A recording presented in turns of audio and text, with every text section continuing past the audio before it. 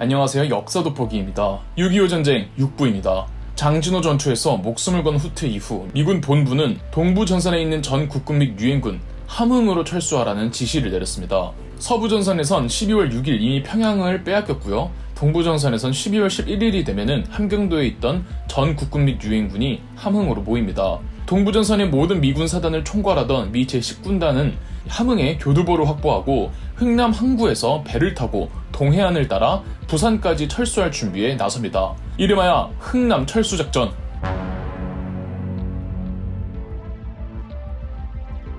흥남에서 철수할 인원은 그저 병력만 있진 않았습니다. 병력 10만 명에 민간인 9만 8천 명, 그리고 1만 7,500대의 차량과 35만 톤이 넘는 물자를 수송하는 대규모 철수작전이었죠. 배 여러 척을 동원해서 철수를 진행할 예정이었는데 민간인들이 너무 많이 몰린 겁니다. 당시 민간인들은 부산으로 가지 않으면 전쟁에 휘말려 다 죽을 거라는 확신에 찬 두려움이 있었다고 하네요. 철수작전으로 200척이 동원되었지만 문제는 준비한 배로는 도저히 민간인들을 수용할 수가 없어서 미군은 민간인들을 많이 싣지 않으려고 했다는 거죠. 이때 국군의 김백일 장군이 군단장 에드워드 알몬드한테 가서 이 피난민들을 버리면 국군은 철수하지 않고 여기서 남아 죽을 때까지 싸우겠다고 합니다. 이때 큰 활약을 한 사람이 있었는데 바로 20살의 에드워드 알몬드 통역병 현봉학 박사였습니다. 배들 전부 차례차례 출항하는데 당시 항해사의 회고에는 부두에는 배를 타지 못한 사람들이 아우성이었습니다. 선두 쪽이 문을 닫을 때는 미처 배 안으로 들어가지 못한 피난민이 문 사이에 끼어 허덕이다가 바다에 떨어지기도 했습니다.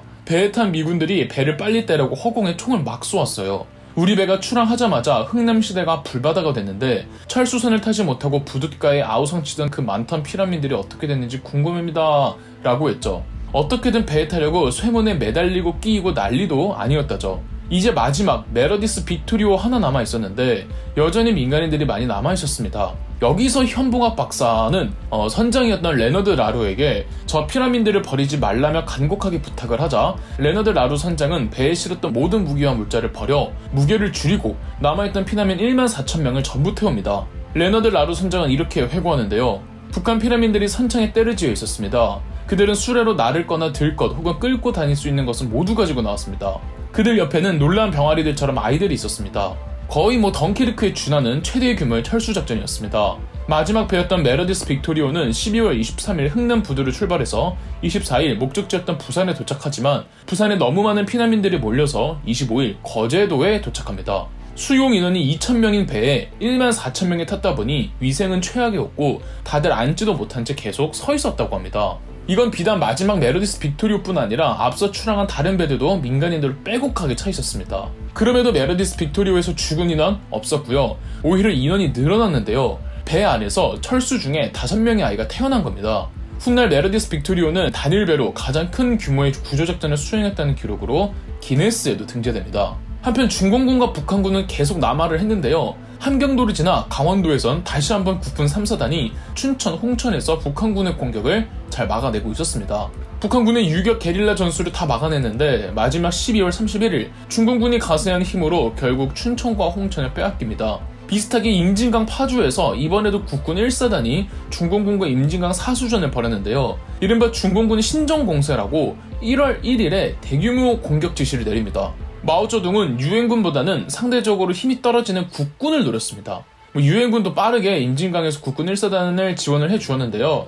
상황이 도저히 여의치 않아서 미 8군 단장 리지웨이가 백선엽 장군을 잘 설득해 임진강을 포기하고 한강으로 철수합니다. 임진강까지 북한군이 내려오니 서울도 위태위태했고 이승만 대통령은 1월 2일 서울에서 철수, 1월 4일부터 서울 시민들도 피난을 떠나가기 시작했습니다. 당시 온도 영하 15도였고요. 이른바 1.4 후퇴였으며 이날 서울도 함락되고 말았습니다. 중공군과 북한군은 맹공에 나서서 서부전선, 동부전선 할 거 없이 1월 중순까지 충주, 영월, 오산까지 내려옵니다. 메가더 총사령관은 고민을 해야 했습니다. 개전 초기 우리가 밀릴 때 인천 상륙 작전으로 판도를 확 뒤바꾸지 않았습니까? 인천 상륙 작전처럼 작금의 불리한 전세를 전환시킬 수 있는 방법, 바로 원자폭탄이었습니다. 그렇게 항복 안 하겠다고 고집부린 일본을 바로 굴복시켰던 원자폭탄. 메가더는 트루먼 대통령에게 핵폭탄 사용을 적극 주장했습니다. 하지만 트루먼 대통령은 원자폭탄 사용은 신중해져야 필요가 있다며 메가더의 요청을 거절했고 메가더와 트루먼의 갈등이 노골적으로 점화됩니다.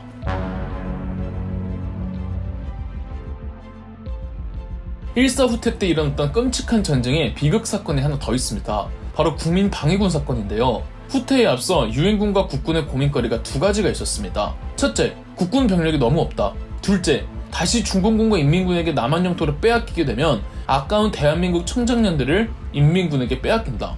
그렇다면 아직 중공군과 인민군에게 남한 영토를 빼앗기기 전에 국군이 먼저 병력으로 활용 가능한 인력들을 군대화하면 병력도 보충되고 아까운 인력을 적군에게 빼앗길 일도 없겠죠. 정식 군인은 아니기 때문에 이들을 제2국민병이라고 불렀고 제2국민병으로 이루어진 부대가 바로 국민방위군이라는 이름의 부대였습니다. 국방부에서 이 국민방위군 모집을 한다고 공고를 내리자 정말 많은 수의 사람들이 몰렸습니다. 한데 잠시나마 북한 인민군 치하에 있어 봤던 사람들이고 원치 않던 인민군에게 합류해 강제적으로 국군과 싸웠던 이 사람들 입장에서는 지금 딱 봐도 유엔군과 국군이 밀리는 바당에 그때의 악몽이 또 일어날 바에야 차라리 군인이 되어 싸우는 편이 더 낫다고 생각했죠. 중공군의 진격 속도가 너무 빨라서 빨리 서울 경기 지역의 청장년들을 모아다가 이 지역의 청장년 세대들을 다 소개해버려야 했죠. 그렇게 모인 국민방위군이 무려 60만 명이었고 국민방위군 사령관은 우익청년단체 대한청년단의 단장 김윤근, 방위군의 부사령관은